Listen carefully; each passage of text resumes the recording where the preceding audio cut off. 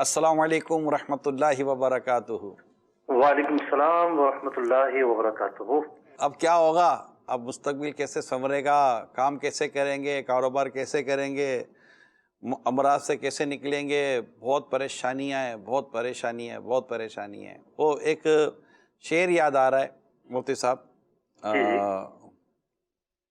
मुंतशिर हैं ख़यालात की वादियाँ, लुट गया है सुकून वाली ये दो जहां, रहम फरमा कि अब तेरी उम्मत हम, शाला वसदा रवे तेरा सोना हरम। तो एक परेशान हाल आशिक रसूल जब परेशानी के आलम में होता है तो वो फिर इस तरह की तरफ इसकी सोच चली जाती है।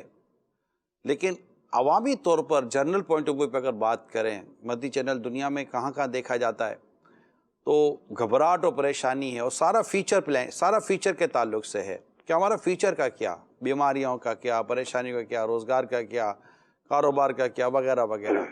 मुफ्ती साहब, ये इसको आप कैसे देखते हैं, कैसे बयान करते हैं? माशाल्लाह तिजारती पॉइंट ऑफ व्यू पर, माशी पॉइंट ऑफ व्यू पर आपकी एक अच्छी नज़र है। आप पूरा मदनी चैनल पर और दीगर जगहों पर आपका एक तिजारत के ताल्लुक से लोग आपको जानते पहचानते हैं कि ये कारोबार और तिजारत पर ये बात करते हैं। हल बताएं, और ये है क्या? अल्हम्दुलिल्लाह रब्बिल आलमीन वस्सलातु वस्सलामु अला सय्यिदिल अंबिया वल मुरसलीन। अच्छा, अब देखें, मसला ये है कि प्रॉब्लम्स ना कभी कम हुई हैं और ना कभी कम होंगी। हर दौर के अंदर इंसान जो है प्रॉब्लम से गुजरा है। आज तो हम बड़े तरक्की याफ्ता दौर में रहते हैं, वरना एक दौर था कि घोड़ों की टापों की जो आवाजें हैं वो कभी कम नहीं होती थी। आप हिंदुस्तान की तारीख को देख लें, कभी कोई हमलावर आ रहा है, कभी किसकी हुकूमत आ गई, कभी कहीं बलवा हो गया। आप रशियन कंट्रीज को देख लें, आप अरब कंट्रीज को देख लें, बड़े बड़े मार्ग के इनकलाबात, लड़ाई, कत्लो किताल, दुनिया इस दौर से गुजरी है। ज्यादा दूर नहीं जाते हम, जब क़याम पाकिस्तान हुआ है और लाखों लाख लोग हिजरत करके पाकिस्तान आए हैं, क्या था उनके पास? उनके पास तो कोई असबाब ही नहीं थे, सब कुछ छोड़ छाड़ कर आए थे। अगर हमारे वो अकाबिर, वो आबा व अजदाद सिर्फ ये बात अपने जहन में बिठा लेते कि हमारे पास कुछ भी नहीं, हम कुछ नहीं कर सकते, नहीं, उन्होंने इस बात को नहीं बिठाया। उन्होंने हालात को चैलेंज के तौर पर लिया, और चैलेंज के तौर पर लेकर आज माशी जो हालात हैं हमारे मुल्क के, ये उन कुर्बानियों का नतीजा है। परेशानियां आई, लेकिन लोगों ने मेहनत की, लोगों ने हालात को फेस किया। तो ये तो एक नई दुनिया हम देख रहे हैं कि एक वबाई अमराज की वजह से कारोबार को परेशानी पहुंची है। यानी ज्यादातर जो तारीख में मशहूर है कि जंगों की वजह से पहुंचती है, कहत की वजह से पहुंचती है, और असबाब की वजह से पहुंचती रही है, लेकिन दुनिया इस वक्त एक नया तजुर्बा कर रही है कि वबाई अमराज की वबाई वजह से अमराज। जो है वो हालात अबतर है। अब परेशानियां किसी भी सूरत में आ सकती हैं। जो आपने शेर पढ़ा है अभी, मुंतशिर हैं ख्यालात की वादियां, ये कैफियत है। परेशानी जब भी आती है यही कैफियत होती है। बंदा जो है वो खौफ का शिकार होता है, बंदा मुस्तकबिल में क्या होगा इसका शिकार होता है। लेकिन उस शेर के दूसरे मिसरे में जो शायर है वो बारगाह रिसालत में इस्तिगासा करते हुए मुतमिन हो जाता है, एक आस बन जाती है। एक आस बन जाती है। तो इसी तरीके से यकीन, हालात को फेस करने की मजबूती, और अल्लाह ताला पर तवक्कुल, माशाअल्लाह। ये वो चीजें हैं कि हर रुकावट का मुकाबला कर सकती हैं। बंदा अगर मुंतशिर रहे और ये हो गया वो हो गया करता रहे, अच्छा ऐसा नहीं है कि हालात ने जो है वो सिर्फ नुकसान ही पहुंचाया है। बहुत सारे सेक्टर्स ऐसे हैं कि इस कोरोना वबा के बाद उनको फायदा पहुंचा है। हमारे मुल्क की जो एक्सपोर्ट है, खास तौर पर जो कॉटन की एक्सपोर्ट है, ये गारमेंट्स की एक्सपोर्ट है, वो बढ़ रही है। टेक्सटाइल में फायदा हुआ है। जी हाँ, टेक्सटाइल में बहुत फायदा हुआ है। अच्छा, टेक्सटाइल में ऐसा नहीं कि सिर्फ सेट को फायदा हुआ है, नहीं, सबको। टेक्सटाइल जाहिर बात है मजदूरों से चलती है, मजदूरों की मजदूरी लगी रही है, दिन रात काम होता रहा है। बहुत सारे लोग मुतासिर हुए हैं, इसमें कोई शक नहीं है। होटल इंडस्ट्री से लोग मुतासिर हुए हैं। बाज मुल्कों के अंदर प्रॉपर्टी की कीमतें गिर गई हैं।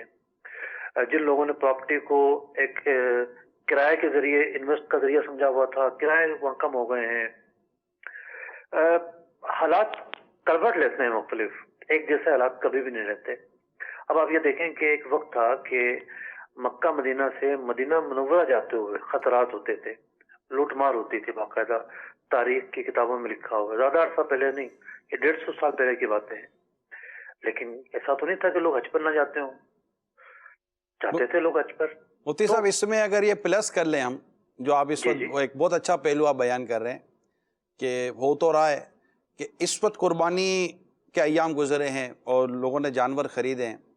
अगर हम सिर्फ पाकिस्तान की बात करें तो जो सर्वे है और जो रिपोर्ट्स आई हैं, जो सही गलत अल्लाह बेहतर जानता है, वो रिपोर्ट्स ये आई हैं कि पिछले साल से इस साल ज़्यादा जानवर बिके हैं और ज़्यादा कुर्बानियाँ हुई हैं। और मेरे पास जो इसमें एक फिगर आया है कि 10% कुर्बानी में इजाफा हुआ और 450 अरब रुपए का कारोबार हुआ है। 450 अरब रुपए कारोबार हुआ है। और फिर इसके अंदर भी पूरी डिटेल है कि इस कारोबार ने किन किन कारोबारी इदारों में, किन किन कारोबारी हलकों में हलचल पैदा की है।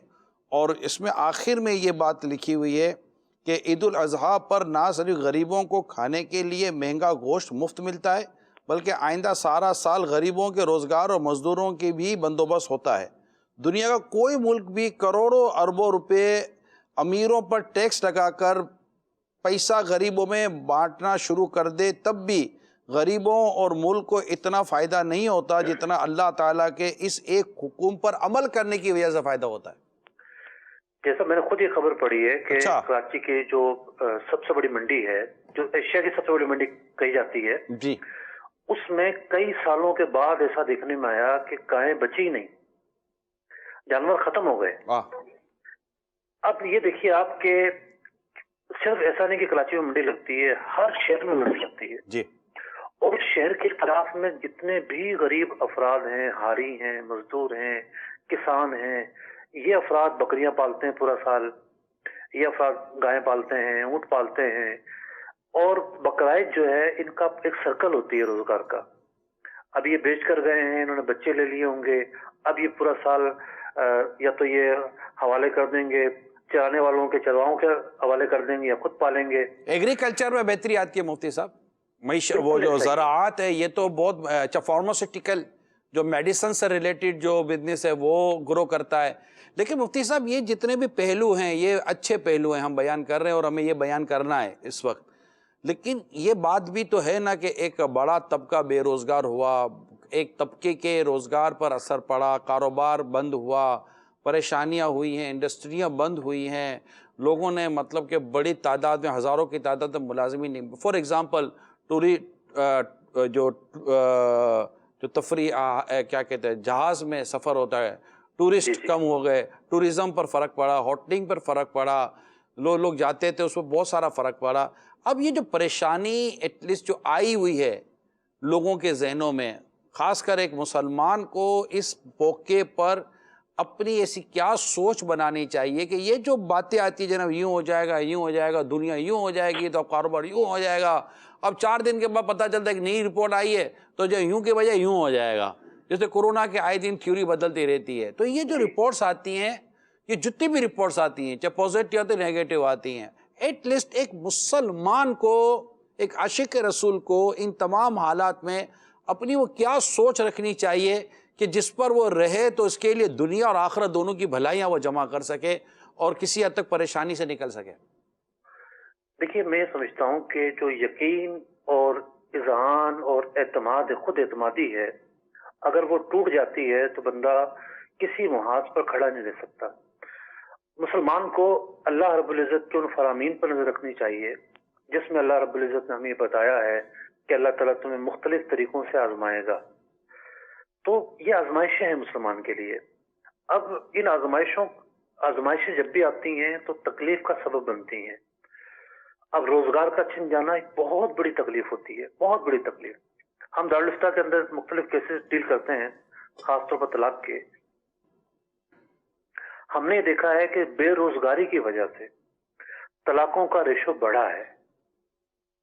यानी हमें अल्फाज जानने के लिए, यानी बाज़ औक़ात किनाया के अल्फाज होते हैं, पस मंज़र जो है वो लिखना जरूरी होता है कि किस पस मंज़र में अल्फाज बोले गए। تو جب کوئی فتویٰ آتا ہے ہمارے پاس اور پس منظر اس میں لکھا ہوتا ہے کہ جی بیوی جھگڑا کر رہی تھی، گھر میں دودھ نہیں ہے بچوں کے لیے، یا تم کام پہ نہیں جاتے، یا تم کیوں نہیں کرتے، تو یہاں پر بیوی کی بھی ذمہ داری ہے. شوہر ایسا تو نہیں ہے کہ وہ ہر شوہر آوارہ ہوگا اور وہ چپائی توڑ ہوگا اور وہ کام ہی نہیں کرے گا. اگر اس کا روزگار چھن گیا ہے تو اس مشکل موقع پر وہ اس کا ساتھ دے، اس کو دلاسا دے، اس کی دکھ اور سکھ کی ساتھی بنے. حضرت سیدنا خدیجہ الکبریٰ رضی اللہ تعالیٰ عنہ آپ ایک انتہائی مثالی بیوی تھی. نبی اکرم علیہ السلام جب آپ پر وحی نازل ہوئی، اور وحی کی تجلیات ہیں، اور اس وحی کی تجلیات سے نبی اکرم علیہ السلام کا وراثت تشریف لائے، کپ کپی طاری ہے، سردی چڑھی ہوئی ہے اور زمبلونی فرما رہے ہیں، تو وہ آپ کو دلاسا دیتی ہیں اور عرض کرتی ہیں، آپ اس کا مطلب خلاصہ یہ ہے کہ فکر نہ کریں، آپ تو مساکین کا ساتھ دیتے ہیں، آپ تو لوگوں کا بوجھ اٹھاتے ہیں، آپ تو غربا کا ساتھ دیتے ہیں، اللہ تعالیٰ خیر فرمائے گا. تو اگر کوئی شخص ہماری فیملی میں، ہمارے معاشرے میں پریشان ہے تو ہمیں اس کو دلاسا دینا چاہیے، اس کو مزید کنفیوز نہیں کرنا چاہیے، اور جس سے ہو سکے، مثال کے طور پر ایک شخص ہے، وہ اس کو روزگار دلا سکتا ہے، روزگار کے حوالے سے اچھا مشورہ دے سکتا ہے. تو پازیٹیو رہنے کی ضرورت ہے. جب تک ہم پازیٹیو رہیں گے ہم اس آزمائش میں کامیاب رہیں گے. مفتی صاحب میں نے پازیٹیو رہنے کا مطلب یہ ہے جی کہ بے صبری کا مظاہرہ کرے گا بندہ، تو بے صبری تو آزمائش کے اندر ویسے ہی جو ہے نا وہ خراب ہے. جی مفتی صاحب میں نے امام غزالی رحمۃ اللہ تعالیٰ علیہ کی ایک عبارت پڑھی تھی کہ امیر کو چاہیے کہ فقراء سے مہنگے داموں خریدے، کہ یہ افضل صدقے میں شامل کیا جائے گا. بلا شبہ، یعنی یہ بہت خوبصورت بات میں نے پڑھی تھی. میں ناظرین آپ کو بتاؤں کہ امیروں کو چاہیے کہ فقراء جو غریب ہوتے ہیں، یہ بھی غریب لوگ بھی مال بیچ رہے ہوتے ہیں. اچھا آپ کو کوئی اتنا بڑا راکٹ سائنس نہیں ہے سمجھنا کہ یار یہ امیر ہے کہ یہ غریب ہے. عام طور پر بہت سارے لوگ ہوتے ہیں جن کے بارے میں ہمیں اندازہ ہو جاتا ہے کہ یار یہ کتنا کما لے گا روز کا، اور یہ گھر بار کیسے چلائے گا، اور یہ بڑی تعداد ہے، لاکھوں کی تعداد ہے. تو ان کو پہچاننا کوئی اتنا مشکل کام نہیں ہے. تو امیروں کو چاہیے، اچھا آپ ان سے اگر غریبوں سے تھوڑا سا مہنگا دام خرید لیں گے، وہ 10 روپے کی چیز 15 روپے کی لے لیں گے. میں کہتا اگر بارگننگ نہ کرو تب بھی آپ کی مہربانی کہ اگر آپ ان سے یہ لے لیتے. اچھا امیر سے لیتے ہیں، نہیں کہ اگر مالدار سے لیتے تو وہاں پر آپ بارگننگ کرائیں، وہاں پر آپ بھاؤ تاؤ کریں، بالکل یہ بہتر ہے. یہ اس پورے مضمون کو لکھا گیا ہے ایک جگہ پر. تو میری درخواست یہ ہے کہ امام غزالی رحمۃ اللہ تعالیٰ علیہ کے عمل پر اگر دنیا بھر کے امیر لوگ عمل کریں کہ اس ارشاد پر کہ فقراء اور غریبوں سے بارگننگ کرنے کے بجائے آپ ان سے تھوڑا مہنگے داموں خریدیں، 10 روپے کی چیز 12 روپے کی 15 روپے کی خریدیں، کیونکہ اس کو وہ آپ کو جاتا دیکھ کر آپ کو دام کم کر دیتا ہے. تو تھوڑا سا یہ بھی ہوگا کہ یہ بھی ایک طرح سے موٹیویشن میں آپ کو دینے کی کوشش کر رہا ہوں کہ یہ دیں. پھر مفتی صاحب یہ جو قرآن کریم میں جو 12واں پارہ جو شروع ہوتا ہے کہ جس میں اللہ تعالیٰ نے جو فرمایا وَمَا مِن دَابَّةٍ فِي الْأَرْضِ إِلَّا عَلَى اللَّهِ رِزْقُهَا، اور زمین پر چلنے والا کوئی جاندار ایسا نہیں جس کا رزق اللہ کے ذمہ کرم پر نہ ہو. یہ بہت بڑی تسلی نہیں ہے مفتی صاحب؟ بہت بڑی تسلی ہے. بلا شبہ ایک مسلمان کے لیے تو انتہائی بڑی تسلی ہے کہ رزق کا ذمہ اللہ تعالیٰ نے لیا ہے. اور ہم دیکھتے ہیں کہ بندے کے وہم و گمان میں نہیں ہوتا جہاں سے اس کو رزق ملتا ہے، اس کو جہاں سے نوکری مل جاتی ہے، جہاں سے اس کا روزگار شروع ہو جاتا ہے. تو اللہ تعالیٰ پر جتنا اعتماد ہوگا اتنا ہی زیادہ جو ہے وہ راہیں کھلتی جاتی ہیں. ایک حدیث پاک ہے کہ اللہ تعالیٰ ارشاد فرماتے ہیں، حدیث قدسی ہے کہ بندہ مجھ سے جس طرح گمان کرتا ہے میں اس کے ساتھ ویسا معاملہ فرماتا ہوں. یعنی بعض اوقات بندہ جو ہے اللہ تعالیٰ کا اچھا گمان ہی نہیں کرتا. تو اللہ تعالیٰ سے اچھا گمان رکھنا، بہتری توقع رکھنا، یہ ایک مسلمان کے لیے ضروری ہے.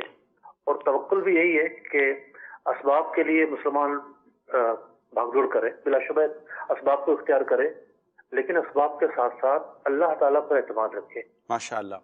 مفتی صاحب بہت بہت شکریہ آپ کا. اللہ آپ کو جزائے خیر عطا فرما، اللہ کے علم میں، عمر میں، عمل میں برکت دے. السلام علیکم ورحمۃ اللہ وبرکاتہ. وعلیکم السلام ورحمۃ اللہ وبرکاتہ.